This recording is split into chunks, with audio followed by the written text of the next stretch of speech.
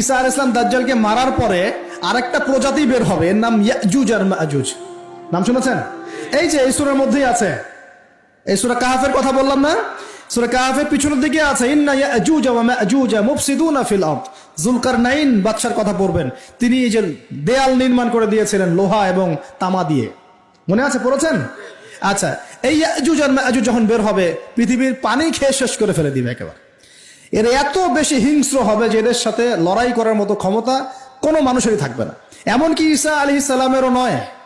ঈসা আলাইহিস সালাম তুর পাহাড়ে চলে যাবেন মুসলিমদেরকে নিয়ে, তুর পাহাড়ের ভিতরে মুসলিমরা সেখানে লুকিয়ে থাকবে, পৃথিবীর মেসাকার অবস্থা হয়ে যাবে, পৃথিবীর পানি খেয়ে শেষ করে ফেলে দিবে একদম হিংস্র প্রজাতি। তখন ঈসা আলাইহিস সালাম আল্লাহর কাছে দোয়া করবেন, আল্লাহ এই বিভৎস জাতিকে ধ্বংস করো। আল্লাহ রাব্বুল আলামিন তখন ওই ইয়াজুজ আর মাজুজের এই কাঁধে, ঠিক কাঁধের মাঝখানে একটা ভাইরাস জন্ম দিবেন। কি জন্ম দিবেন? ওই যে বলি না মহামারীর ভাইরাস, অমুক ভাইরাস তমুক ভাইরাস, এই ভাইরাস আরো সামনে আছে বাকি এখনো।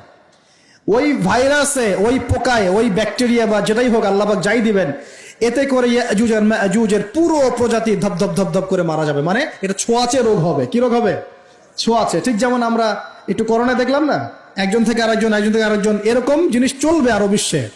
আর এখনকার নতুন রিসার্চ হচ্ছে ওই সাইবেরিয়া অঞ্চলের যে বরফগুলো আছে না, ওর নিচে এই 1 লাখ বছর, 1.5 লাখ বছর, 2 লাখ বছর আগের ভাইরাসগুলো নতুন করে জায়গা শুরু করেছে এখন।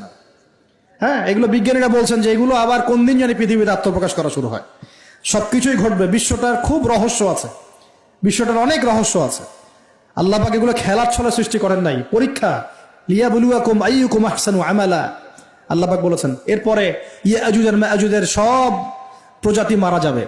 নবীজি বলছেন জমিনে কোনো জায়গায় ফাঁকা থাকবে না, সমস্ত জায়গাতেই ওদের দেহ পড়ে থাকবে। আল্লাহু আকবার। এরপরে ঈসা আলাইহিস সালাম আল্লাহকে বলবেন, আল্লাহ জমিনটাকে পবিত্র করে দাও। আল্লাহ পাক কি করবেন জানেন? বড় বড় নখরওয়ালা, বড় বড় নখ আছে, নখ দেখেছেন? বড় বড় নখ, বড় বড় নখওয়ালা একটা স্পেশাল প্রজাতির পাখি আল্লাহ পাঠাবেন। কি পাঠাবেন? পাখি। এটা কোন পাখি, কি নাম আমরা জানি না। ঠিক এরকম করে এই এক শ্রেণীর পাখি আল্লাহ পাঠাবেন যাদের নখগুলো খুব বড় বড় হবে, বিশাল বিশাল নখ। এই নখগুলো দিয়ে তারা দেহগুলোকে উঠাবে, উঠিয়ে নিয়ে কোথায় যে ফেলে দেবে আল্লাহ ভালো জানেন। সুবহানাল্লাহ, আল্লাহু আকবার। আল্লাহ পাক বিশ্বে কত কি বাকি রেখেছেন এখন। এরপরে আল্লাহ পাক কি করবেন জানেন? আল্লাহ পাক বৃষ্টি বর্ষণ করবেন। এত বেশি বৃষ্টি হবে, এত বৃষ্টি হবে, জমিন ধুয়ে পরিষ্কার হয়ে যাবে। হাদিসে আসছে জমিন একদম চকচক করবে, জমিটা পরিষ্কার হয়ে চকচক করতে থাকবে। এরপরে কারণ ওই ভাইরাস তো ধুইতে হবে না, ভাইরাসকে ধুয়ে সাফ করতে হবে। তারপরে ঈসা আলাইহিস সালামের সময়ে বলা হচ্ছে, তার সময়ে